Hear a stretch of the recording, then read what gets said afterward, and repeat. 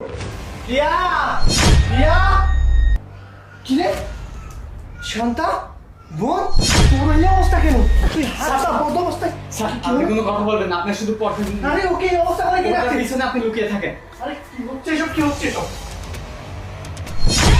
কিরে তুই আমার কথা অমান্য করে মুখের বাঁধনটা খুলে ফেলছিস, তোকে এত বড় সাহস কে দিয়েছে?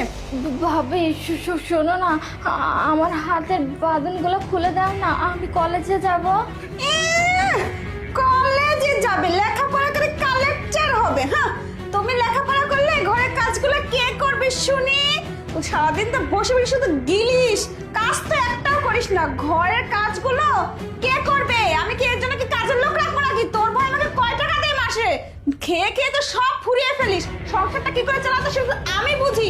কোনো কলেজে যাওয়া হবে না, বাড়িতে থাকবি, সুন্দর মতো কাজ করবি। ম্যাডাম আপনি এরকমটা করবেন না, স্যার যদি জানতে পারে তাহলে আপনাকে বাড়ি থেকে বের করে দেবে। ছোট ম্যাডামকে কলেজে যাইতে দেন। ছোট ম্যাডামের চামচাগিরি করতেছিস, স্যার কি করে জানবে? তোরা বলবি নাকি আমি বলবো? আমি তো বলবোই না। আর তোরা দুইটার মধ্যে যদি একটাও বলছিস না, তো তোদেরকে আমি জানে মেরে ফেলবো। আমি 100 বার বলবো, খালি ভাইয়াকে একবার আসতে দাও, দেখো আমি তোমার কি অবস্থা করি, আমি সব কিছু বলে দিব। ভাইয়াকে বলে দেব? তোর ভাইয়াকে তুই কি করে বলবি? তোর ভাই এই বাড়িতে আসলে তবে না বলবি, কবে আসবে তার নয় ঠিক, তার আগেই না হাত পা ভেঙে তোর হাতে আমি ধরিয়ে দেব। একটা কামচোর কোথাকার, কাজ করা বাদ দিয়ে কলেজ কলেজ করিস, তাই না?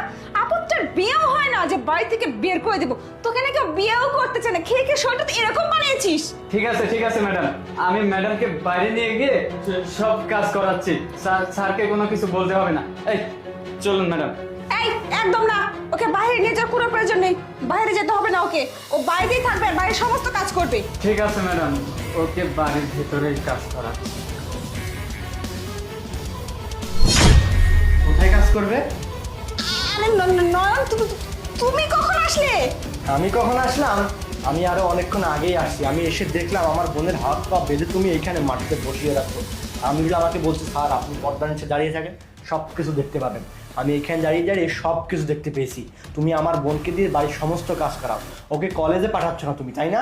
ও পড়াশোনা করে কালেক্টর কেন হবে? এই জন্য না, তুমি ভুল বুঝতেছো। আসলে তোমার বোনটা না বাড়িতে বসে বসে খেয়ে খেয়ে মোটা হয়ে যাচ্ছিল, তাই আমি ভাবলাম বাড়ির কাজকর্মগুলো করলে শরীর স্বাস্থ্য একটু ভালো থাকবে, এই আর কি। এই চুপ করো তুমি। আমার বোন কি তোমারটা খায়? তোমার টাকা খেয়ে খেয়ে মোটা হয়েছে? আমার বোন যেমনই হোক না, মোটা হোক চিকন হোক, সে আমার বোন, আমার টাকা খায়। তো তুমি বলার কে? হ্যাঁ, আমার বোন কলেজ যাবে, পড়াশোনা করবে, মানুষের মতো মানুষ হবে, আর তুমি আমার বোন